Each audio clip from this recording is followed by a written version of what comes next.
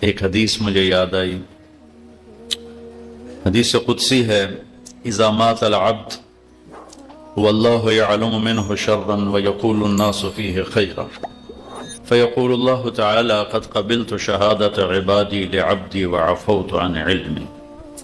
جب کوئی شخص مرتا ہے اللہ کے علم میں غلط آدمی ہے، لوگوں کے علم میں عالم ہے، مدرس ہے، خطیب ہے، شیخ ہے، مؤذن ہے، امام مسجد ہے، حاجی ہے، سخی ہے، مصنف ہے، یہ جتنی نیک نسبتیں ہیں اس سے اس کا تذکرہ شروع ہو جاتا ہے۔ تو بڑے اعلیٰ مدرس تھے، انہوں نے ساری زندگی مدرسے میں گزار دی، بڑے درد والے تھے، ساری زندگی تبلیغ میں گزار دی، بڑے سخی تھے، یہ اس طرح لوگوں میں بات چلتی۔ جب اللہ کے سامنے پیش ہوتا ہے تو اللہ تعالیٰ فرماتے ہیں مجھے تو پتا ہے تو غلط آدمی ہے، لیکن میرے بندے کہہ رہے ہیں تو عالم ہے، تو طالب علم ہے، تو محدث ہے، تو مفسر ہے، تو تبلیغی ہے، تو میں اپنے علم پہ فیصلہ نہیں کرتا، لوگوں کے علم پہ فیصلہ کرتا ہوں، جاؤ میں نے تمہیں معاف کیا۔ تو یہ بہت بڑی خوبصورت نسبت اللہ نے ہمیں دی۔ یحییٰ بن اقسم رحمۃ اللہ علیہ کا انتقال ہوا، یہ مامون الرشید کے دور کے قاضی بغداد، تو اپنے کسی دوست یا شاگرد یا عزیز کو ملے تو انہوں نے پوچھا کیا معاملہ ہوا اللہ کے سامنے؟ کہ جب میں پیش ہوا تو اللہ نے مجھ سے کہا یا شخص فعلت کذا، یا شخص فعلت کذا، ارے نافرمان بوڑھے تو بڑھاپے میں بھی نہیں باز آیا اور یہ کیا یہ کیا یہ کیا۔ کہنے لگے میں نے اللہ کی بارگاہ میں عرض کیا میں نے تو تیرے بارے میں یہ نہیں سنا جو اب دیکھ رہا ہوں۔ سبحان اللہ، علم کی کیا فضیلت ہے اللہ کے سامنے بھی۔ سبحان یا اللہ، میں نے تو تیرے بارے میں یہ نہیں سنا جو آپ اس طرح مجھ سے بات فرما رہے ہیں۔ تو اللہ نے کہا تو نے میرے بارے میں کیا سنا ہے؟ کیا سنا ہے؟ کہا یا اللہ حدثنی عبد الرزاق عن معمر عن الزہری عن عروة بن الزبیر عن عائشة رضی اللہ عنہ عن رسول اللہ صلی اللہ علیہ وسلم عن جبریل قال قال اللہ تعالی انی استحی ان اعذب ذا شیبة فی الاسلام وانی شبت فی الاسلام۔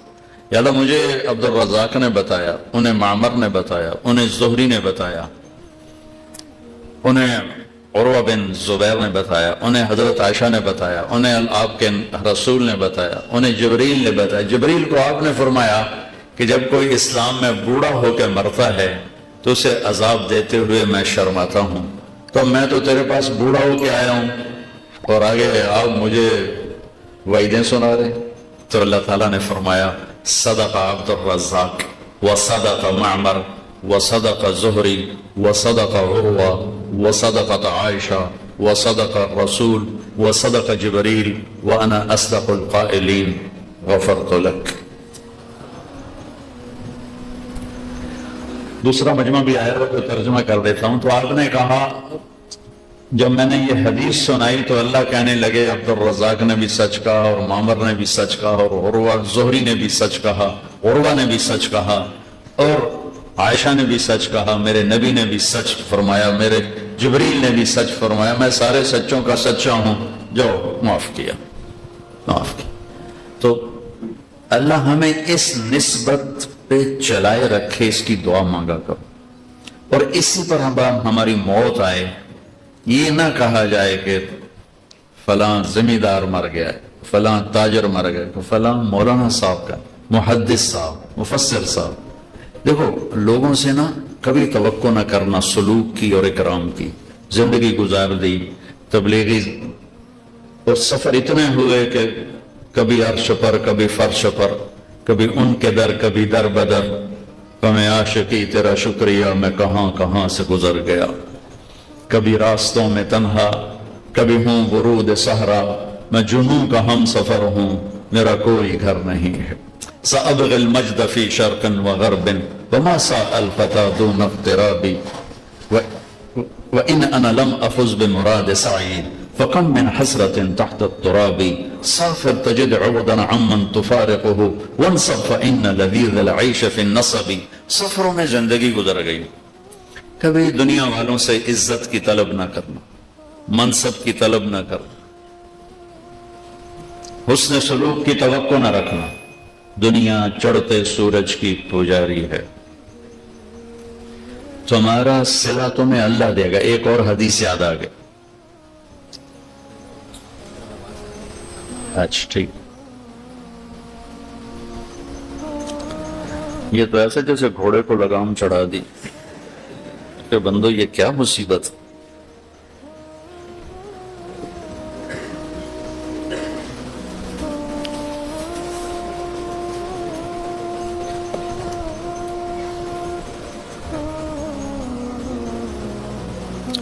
قیامت کے دن اعلان ہوگا. میں کہا کرتا ہوں دنیا پھری ہے بر صغیر، پاکستان، ہندوستان، بنگلہ دیش جیسا خوش نصیب خطہ دنیا میں کوئی نہیں ہے کہ ایسے مدارس پوری دنیا میں کوئی نہیں. موریتانیہ میں بہت قلیل، ملک بھی دور دراز ہے، بھی صحرا، ادھر رجوع نہیں. ایسے مدارس پوری دنیا میں کوئی نہیں ہے، اور ایسے قربانی والے طلبہ پوری دنیا میں کوئی نہیں. میں تمہاری خوش آمدی کر رہا، تمہاری تو جیبیں خالی ہیں، تم سے کیا لینا.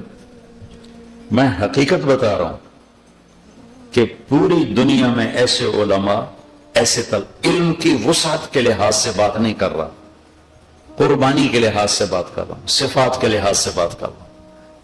اتنی تھوڑی تنخواہ ہوتی ہے ایک مدرس کی، ایک امام مسجد کی،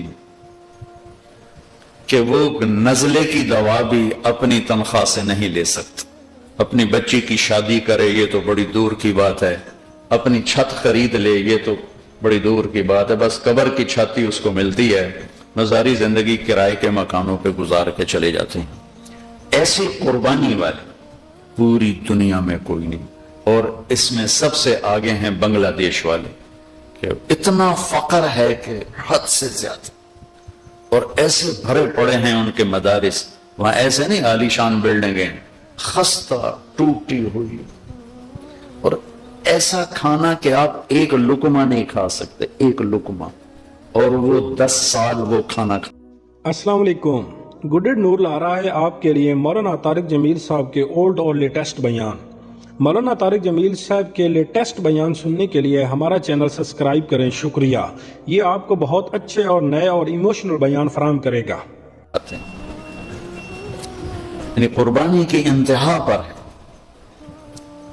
یہ قیمت اللہ لگائے گا، لوگ نہیں. وہ تو ٹکے ٹکے کا آدمی آ کے امام مسجد کو جھاڑ دیتا ہے، مؤذن کو جھاڑ دیتا ہے، عالم کو بے عزت کر دیتا ہے. تو چپ کر جائے کرو، کبھی جواب نہ دیا کرو. یاد رکھو اگر دنیا میں کسی مرتبے پر پہنچنا ہے تو بولنا کم سیکھو، چپ رہنا زیادہ سیکھو. بولنے سے وہ طاقت نہیں پیدا ہوتی جو چپ رہنے سے ہوتی. اور صبر اور برداشت یہ وہ دولت ہے. ایمان کے بعد اگر کوئی طاقت ہے تو وہ صبر اور برداشت.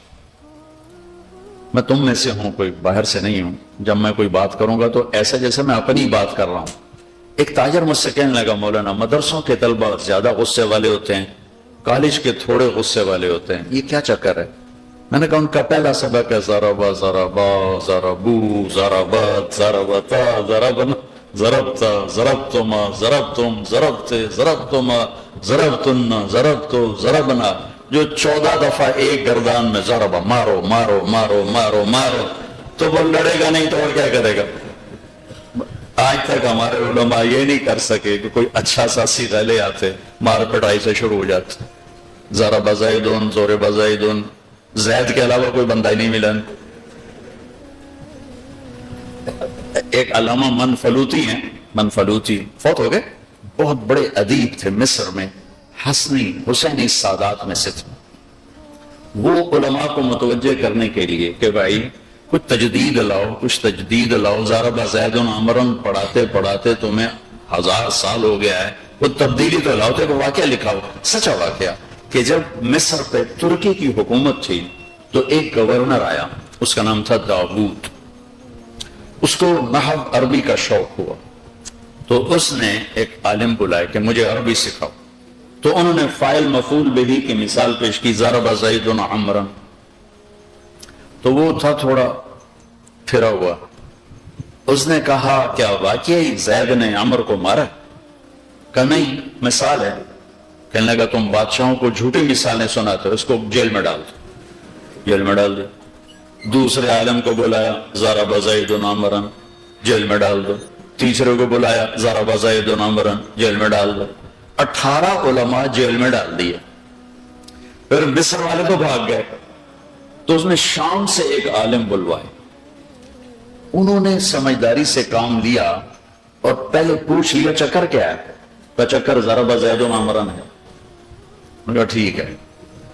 اب مثال تو کتاب میں یہی تھی، تو انہوں نے بھی پڑھائی ضرب زید عمرا، وہ آگ ببولا ہو جو آتا ہے ضرب زید عمرا، کیا واقعی زید نے مارا ہے؟ کہ جی مارا ہے۔ وہ تھوڑا ایسا ہوا، وکیل صاحب نے کہا جی مثال ہے، کہا ہاں جی مارا ہے۔ کہا کیوں؟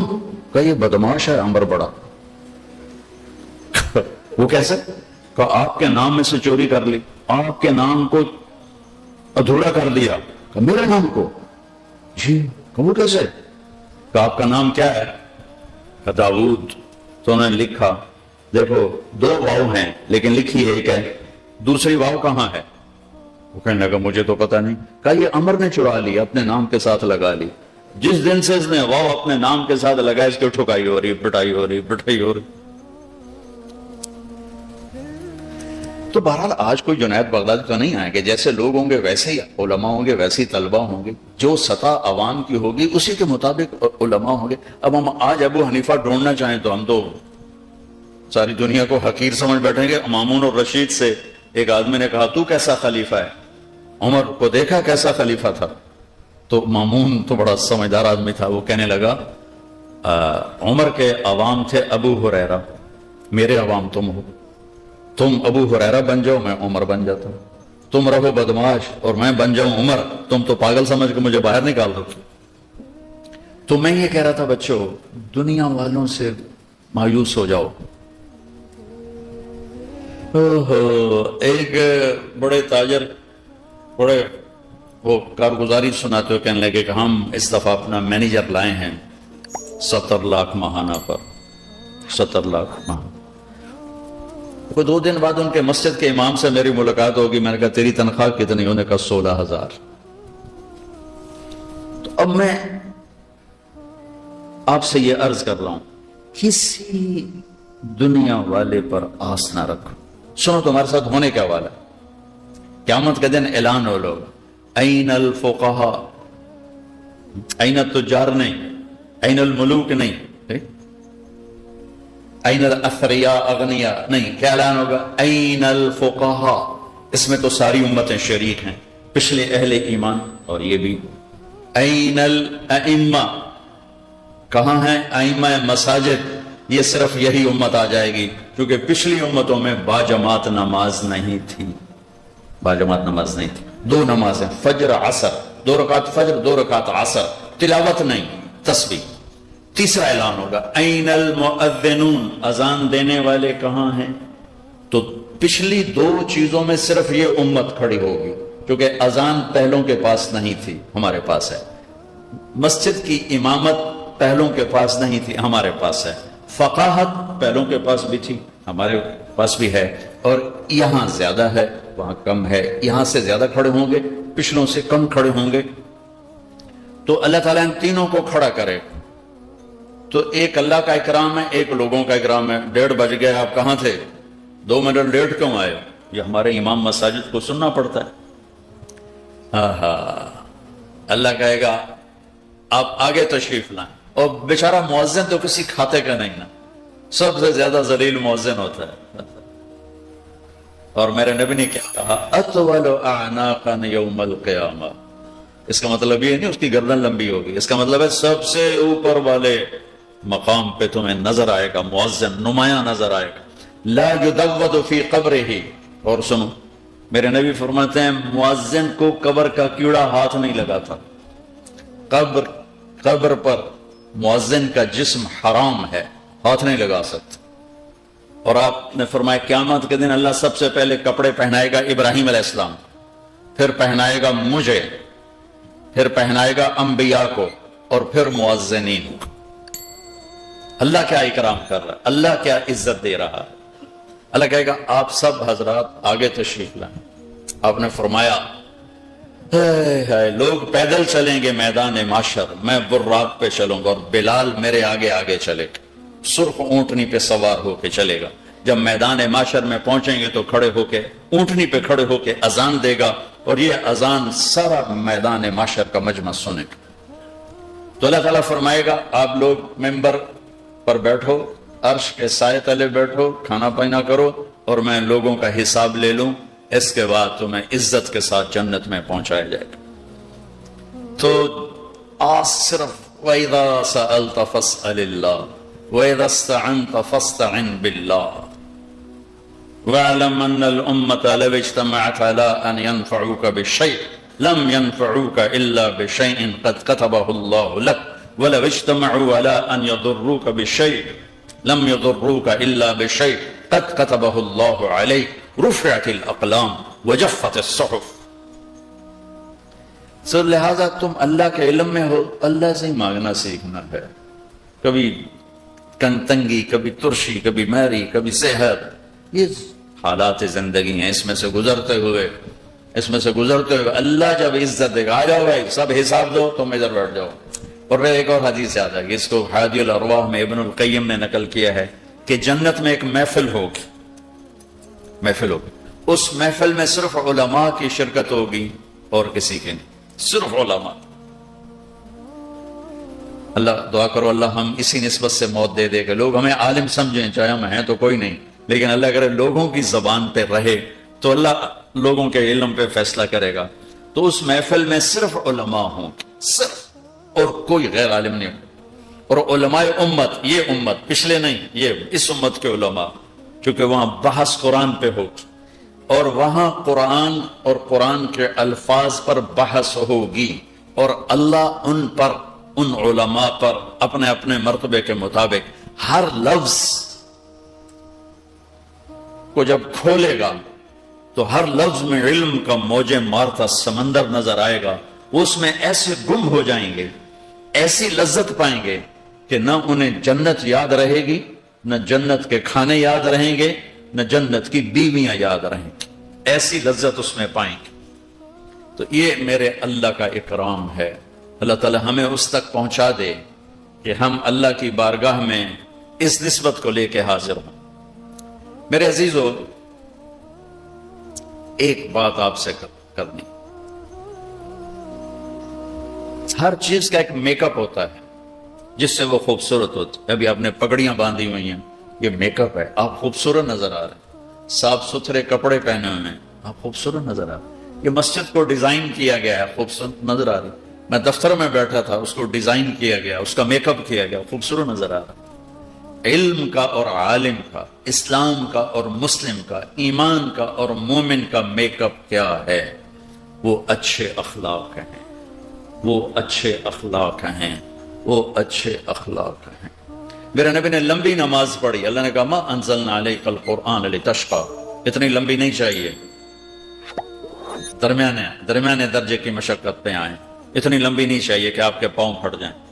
सारा माल खर्च कर दिया, अल्लाह ने रोक दिया, वला तबसुतहा कुल्लल बस्त फतक़उद मलूमन महसूरा। नहीं मेरे नबी ऐसा ना करें, ऐसा ना करें, सारा ना खर्च करें, कुछ बचा के रखें। तबलीग में ज्यादा दुख उठाने लगे अंदरूनी, तो अल्लाह ने उससे भी रोक दिया, फला तज़हब नफ्सुका अलैहिम हसरात।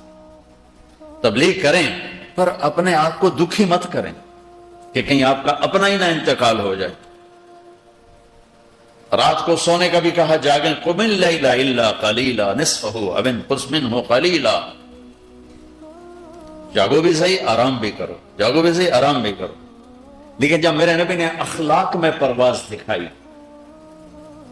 अखलाक में जब परवाज दिखाई, अखलाक में जब परवाज दिखाई, तो अल्लाह ताला ने फरमाया शाबाश मेरे महबूब, शाबाश, नून والقلم وما يسطرون ما انت بنعمت ربك بمجنون وان لك لاجرا غير ممنون. آگے پڑھو. وانك لعلى خلق عظيم. میرے نبی، اس کا میں ترجمہ کرتا ہوں شاباش. انک لعلی، میرے نبی شاباش، آپ کے اخلاق کے کیا کہنے، آپ کے اخلاق. اچھا یہ نہیں کہا انک لذو خلق عظیم، یہ نہیں کہا، چونکہ اعلیٰ کا مطلب ہے انک لعلی، آپ سارے اخلاق پہ چھا گئے، سارے اخلاق پہ چھا گئے. کہ میرے محبوب، آپ کا رب آپ کو شاباش دیتا ہے، کیونکہ ان اور لام جب کٹھے ہو جاتے ہیں تو قسم بن جاتا ہے. دو قسمیں پیچھے اٹھائیں، نون والقلم وما یسطرون، قلم اور وما یسطرون کی دو قسمیں، اور آگے ایک قسم کے بعد مضمون قسم کیا ہے کہ آپ کے اخلاق بڑے عالی نہیں، آپ سارے اخلاق پہ چھا گئے، سارے اخلاق آپ کے تابع ہو گئے اور آپ ان پر سوار ہو گئے، اخلاق سواری بن گئے، آپ سوار ہو گئے. آپ کے اخلاق کے کیا کہیں. ایک دفعہ آپ تشریف فرما تھے، آپ نے فرمایا اچھے اخلاق 360 صفات کا نام ہے، کوئی ایک صفت بھی کسی کو مل گئی تو جنت میں چلا جائے گا. تو ابو بکر رضی اللہ تعالیٰ عنہ سامنے بیٹھے تھے، وہ کہنے لگے یا رسول اللہ کوئی میرے اندر بھی ہے 360 میں؟ تو آپ نے فرمایا تو اکیلا ہے جس میں ساری ہیں. تو ہی اس میں بازی لے گیا، تمام کی تمام تیرے اندر موجود ہے، ساری تیرے اندر موجود. تو میرے عزیزو، دنیا ہمیں عالم کہتی ہے، ہمیں علم والے اخلاق چاہیے، ہمیں درگزر اخلاق ہمارا لباس ہے، اخلاق ہماری زینت ہے، اخلاق ہمارا میک اپ ہے. میک اپ کے بغیر چیز بدصورت ہو جاتی، اور میک اپ کے ساتھ بدصورت بھی خوبصورت ہو جاتی ہے.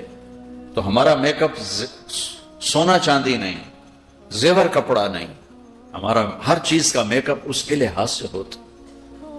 تو آپ کا میرا دنیا انسانیت میں چلنے والے اہل علم کا جو میک اپ ہے وہ اچھے اخلاق. مسجد نبوی میں بیٹھا تھا، ایک طرف چھپ کرنا، تو 3 نوجوان آ گئے جامعہ اسلامیہ کے، میرے پاس بیٹھ گئے، مجھ سے کہنے لگے نستجیزک فی الحدیث، ہم آپ سے حدیث کی اجازت چاہتے ہیں. میں نے کہا تعرفوننی، مجھے جانتے ہو میں کون ہوں؟ کہنے لگے نہیں. میں نے کہا عجیب بات ہے، تم مجھے جانتے نہیں ہو میں کون ہوں، پھر مجھ سے حدیث کی اجازت کیوں مانگ رہے ہو؟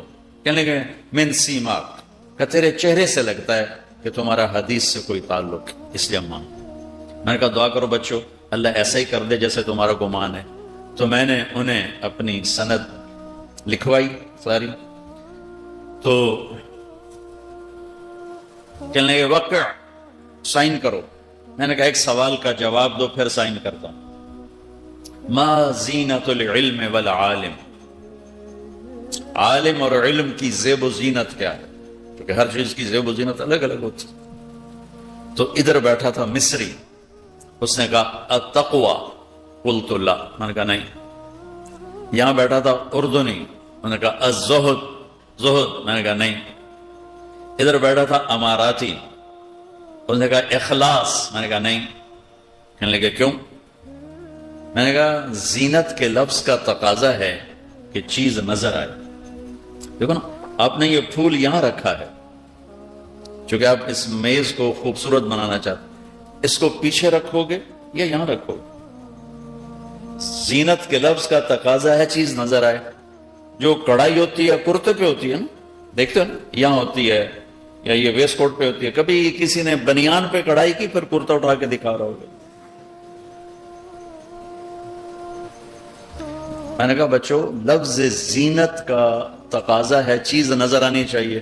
التقوی ہا ہونا، زہد بھی اندر، اور اخلاص سب سے چھپی ہوئی چیز ہے. تو یہ صفات علم تو ہیں، زینت علم نہیں ہے. کہنے لگے تو پھر تم بتاؤ علم کی زینت کیا ہے؟ میں نے کہا علم ہو یا عالم ہو، ایمان ہو یا مومن ہو، اسلام ہو یا مسلم ہو، رجل ہو یا مرأہ ہو، مرد ہو یا عورت ہو، سب کی زیب و زینت اچھے اخلاق. انما بعثت لأتمم مکارم الاخلاق. آپ کو چپ رہنا آئے. لقمان علیہ السلام کا فرمان ہے، بیٹا چپ رہنے پہ کبھی نہیں پچھتایا، ہمیشہ اپنے بول پہ پچھتایا۔ آپ کو برداشت کرنا ہے، آپ کو گالی کے جواب میں دعا دینا ہے۔ ہم تو اپنے اکابر کی سیرت ہی نہیں پڑھتے، چلو پچھلی تو بڑے اپنے اکابر حضرت تھانوی کے 30 جلدوں کے مواعظ ہیں، کہیں انہوں نے کسی پہ چڑھائی کی ہو، کسی اسلامی فرقے پر چڑھائی کی ہو، اپنے اوپر ہونے والی گالیوں کا کہیں کوئی جواب دیا ہو؟ حضرت مدنی، حضرت گنگوہی، مولانا قاسم نانوتوی رحمۃ اللہ و تحفۃ العلماء میں مناظرے کا باب پڑھ رہا تھا، تو اس میں پڑھ کے حیران ہو گیا کہ حضرت مولانا قاسم نانوتوی رحمۃ اللہ مناظرین کے سرخی، لیکن ساری زندگی کسی مسلمان فرقے کے ساتھ مناظرہ نہیں کی، ساری زندگی کسی مسلمان فرقے کے ساتھ، ہندوؤں کے ساتھ کیا، عیسائیوں کے ساتھ کیا، دہریوں کے ساتھ کیا، آریاؤں کے ساتھ کیا، لیکن کسی اسلامی فرقے سے مناظرہ نہیں کی۔ ہمارے اکابر تو ایسے اولئک آبائی فجئنی بمثلہم اذا جمعتنا یا جریر المجامع۔ وہ حدیث میں تھا سمعت اذنایا ووعاہ قلبی، یہ میں ان الفاظ کو دہرا کے کہہ رہا ہوں، سمعت اذنایا ووعاہ قلبی، کہ 1972 میں مولانا اسعد مدنی رحمت اللہ علیہ پاکستان تشریف لائے اور ملتان تشریف لائے۔ میرا ضلع ملتان ہے، اس کے قریب میرا گاؤں ہے، اور میں 1972 میں 3 چلے مکمل کر کے دینی تعلیم کے لیے اپنے ہی علاقے میں ایک مدرسے میں داخل ہو گیا، چونکہ ریمنڈ والوں نے مجھے داخلہ نہیں دیا تھا کہ میرے والدین ناراض تھے، تو وہ فرماتے تھے کہ جب تک تمہارے والدین راضی نہ ہوں ہم تمہیں داخلہ نہیں دیں گے۔ تو قاسم العلوم میں تشریف لائے، تو وہ زمانہ تھا شاہ سوار خطابت بھری پڑی تھی، بریلیوں میں بھی بڑے خطیب، دیوبندیوں میں بھی بڑے خطیب، خطابت کا دور تھا، سارے بڑے خطیب سامنے پہلی قطار میں بیٹھے تھے سب۔ تو مولانا درخواستی صاحب، مفتی محمود صاحب نے بات کی، پھر مولانا درخواستی صاحب رحمۃ اللہ علیہ نے بیان کیا، اس کے بعد مولانا اسد مدنی تشریف لائے اور 1 گھنٹہ بات کی۔ اس کا چند جملے جو میرے دل پر نقش ہیں، سمعت اذنایا ووعاہ قلبی، آپ نے یوں انگلی اٹھا کے اشارہ کیا کہ ہمیں جتنا نقصان تم نے پہنچایا ہے اتنا غیروں نے بھی نہیں پہنچا۔ میں ممبر رسول پہ بیٹھا ہوں اور خطابت کے شاہ سوار بیٹھے تھے، دیوبندیوں کی خطابت کے شاہ سوار، اور یوں کہا ایسے، ہمیں جتنا نقصان تم لوگوں نے پہنچایا ہے اتنا غیروں نے بھی نہیں پہنچایا۔ اور پھر فرمایا کہ ہمارے اکابر گالی کا جواب گالی سے نہیں دیتے تھے، تم لوگ گالی کا جواب گالی سے دیتے ہو، تو حق کو باطل میں پہچان کیسے ہوگی؟ پھر ایک واقعہ سنایا کہ میرے والد صاحب رحمۃ اللہ علیہ ایک جگہ گئے، کسی شہر کا نام لیا، وہ نام بھول گیا، تو فجر کی نماز کے لیے فرمایا کہ مسجد قریب کون سی ہے، تو انہوں نے کہا جی یہ مسجد اپنی ہے اور وہ مسجد ہمارے دوسرے بھائیوں کی ہے جو آپ کو کافر کہتے ہیں۔ فجر کی نماز میں سارا مجمع اپنی مسجد میں، مریدین کا سارا اپنی مسجد میں، اور حضرت مدنی غائب۔ نماز کے بعد ڈھونڈا تو ہے ہی کوئی نہیں، ارے یہ کیا ہوا، حضرت کہاں تشریف لے گئے، حضرت کہاں تشریف لے گئے؟ کسی کو خیال نہیں آیا کہ اس مسجد میں چلے، کسی کو بھی، اور حیران پریشان ہو کے سارے قیام گاہ پہ آ گئے، ادھر کوئی گیا ہی نہیں دیکھنے، اور حضرت مدنی نے فجر کی نماز وہاں جا کے پڑھی۔ نماز کے بعد امام صاحب سے ملے، السلام علیکم، یہ میرا نام حسین احمد ہے، میں دیوبند سے آیا ہوں، مجھے پتا چلا ہے کہ آپ میرے بارے میں کوئی اشکال رکھتے ہیں، تو میں خود حاضر ہو گیا ہوں تاکہ بیٹھ کے بات ہو جائے۔ تو انہوں نے رونا شروع کر دیا، کہا میرا کوئی اشکال نہیں ہے، سب نفس پرستی ہے اور میں توبہ کرتا ہوں۔ انہوں نے اسی وقت ان کے ساتھ چل کے آ کر حضرت کی قیامگاہ پر بیٹھ کے ساتھ ناشتہ کی۔ میرے عزیزو، اپنے اخلاق اچھے پر چپ رہنا سیکھو، جواب دینا نہ سیکھو، برداشت کرنا سیکھو، پھر دیکھو اللہ تعالیٰ کس طرح تمہیں عزت دیتا ہے، تمہیں اونچا اڑاتا ہے، تمہاری محبت دلوں میں اللہ تعالیٰ کیسے پیدا کرتا ہے۔ چپ رہنا سیکھو، خاموش رہنا سیکھو۔ اس محاورے کو غلط کر دو، مولویاں باشد پہ چپ نہ شود، مولوی وہ ہوتا ہے جو چپ نہ کرے، آپ چپ رہنا سیکھو۔ محضر رائے پور رحمۃ اللہ علیہ کے جو خلیف جو تھے، جو قائم مقام مولانا عبدالعزیز صاحب رحمۃ اللہ علیہ، میں ایک دفعہ ان کی خدمت میں گیا، 1 گھنٹہ میں بیٹھا رہا، سناٹا، خاموش، 1 گھنٹہ بیٹھے رہے، چپ، اور کتنے لوگوں کو فیض پہنچے، کتنے لوگوں کو ہدایت ملی، کتنے لوگوں کے دلوں کی دنیا پلٹ گئی۔ بڑے حضرت رائے پوری ایسے تھے، خاموش۔ تو لوگوں کے دلوں کو فتح کرنا ہے تو اپنے اخلاق اچھا بناؤ، اپنا سلوک اچھا کرو، اپنا بول اچھا کرو، ممبر رسول پہ بیٹھو تو اسلام پیش کرو، اپنی رائے نہ پیش کرو۔ میں نے علماء دیوبند سے پڑھا ہے، میں ان کی تحقیق پر مطمئن ہوں کہ اہل السنت والجماعت کے امام ابو حنیفہ کی مذہب کی جو تشریح علماء دیوبند نے بر صغیر میں کی ہے، میں اس پر مطمئن ہوں، اسے اپنے سینے سے لگایا ہے، اور میں اس پر اللہ کا شکر گزار ہوں کہ اللہ تعالیٰ نے مجھے صحیح جگہ پر پہنچا دیا۔ لیکن جب میں ممبر پہ بیٹھتا ہوں، میں اسلام پیش کرتا ہوں، میں دیوبندیت پیش نہیں کرتا ہوں، میں اسلام پیش کرتا ہوں۔ ہمارے اکابر نے اسلام پیش کیا۔ مثال کیا ہے؟ میں کہتا ہوں نماز پڑھو، یہ ہے اسلام۔ میں کہتا ہوں ہاتھ یہاں باندھو، یہ ہے مذہب اور مسلک، یہ نہ بیان کرو۔ میں کہتا ہوں رفع یدین نہیں کرنا، یہ مسلک ہے۔ میں کہتا ہوں نماز خشوع و خضوع سے پڑھو، یہ دین ہے۔ میں مثال سے آپ کو فرق سمجھا رہا ہوں، یہ دین ہے۔ بچوں دین پیش کرو گے نا تو آپ کو خریدار ملیں گے، آپ کو پوری دنیا خریدار ملے گی، پوری دنیا آپ کے سامنے جھکے گی۔ محبت کرنا سیکھو، معاف کرنا سیکھو، غیبت سے بچو، گالی کا جواب گالی سے نہ دو، خاموش رہنے سے دو۔ اللہ تعالیٰ نے اپنے حبیب کے اخلاق کی تعریف فرمائی۔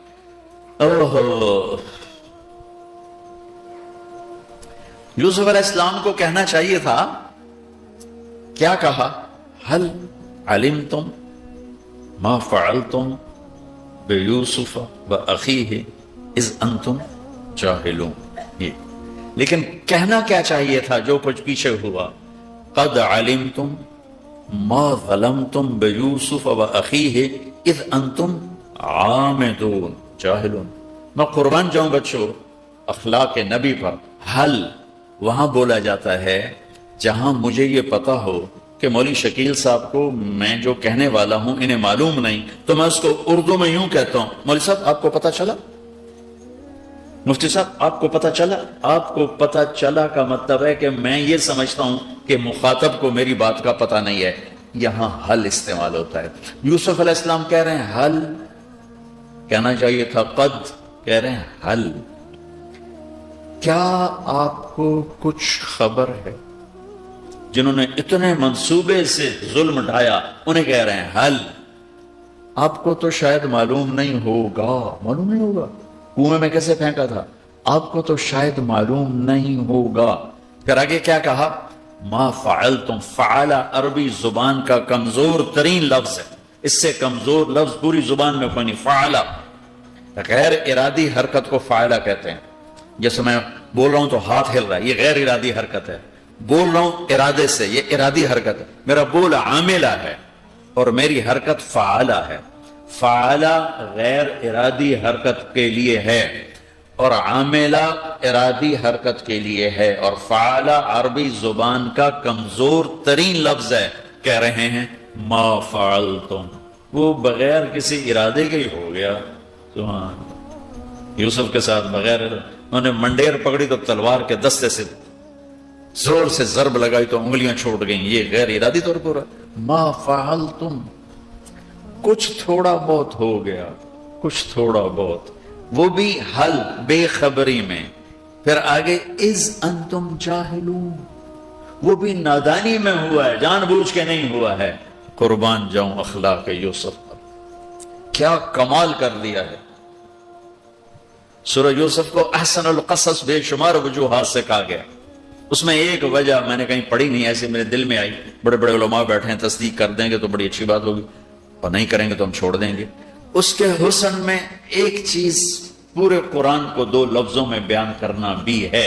احسن القصص کی جو بہت سے اسباب ہیں ان میں ایک سبب انہو من یتق ویصبر فإن اللہ لا یضیع اجر المحسنین، سارے قرآن کو 2 لفظوں میں سمیٹ دیا کہ انسانی کامیابی کیا ہے؟ اللہ سے بھی تعلق ٹھیک ہو، اللہ کے بندوں سے بھی تعلق ٹھیک ہو. یہ میری کامیابی ہے کہ میرا معاملہ اللہ سے بھی ٹھیک ہو، اللہ کے بندوں سے بھی ٹھیک ہو. ادھر تو میں شیخ الحدیث بن کے حدیث پڑھاؤں اور گھر میں جا کے بیوی کو تھپڑ ماروں، گالیاں نکالوں، تو میں تو انسان ہی نہیں ہے. شیخ الحدیث تو بڑی دور کی بات.